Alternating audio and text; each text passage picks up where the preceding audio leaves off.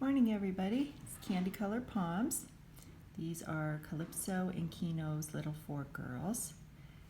3 of them will be available when we do put them up for sale to the people on our deposit list.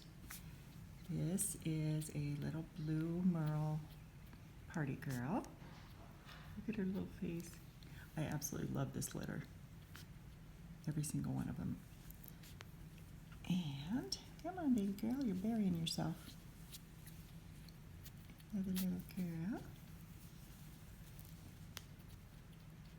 I think she's going to be a tri also, a black and white party with the tri markings, little eyebrows. I can barely see them, but I think they're there. We'll have to wait and see.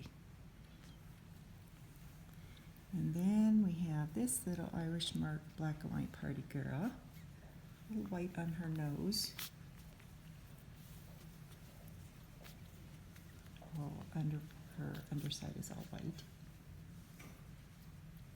Very unique, one of a kind. And I'm pretty sure this little girl is staying with us. We'll figure that out in a couple weeks. But there they are, Calypso's babies. Everybody's fat and happy and doing well.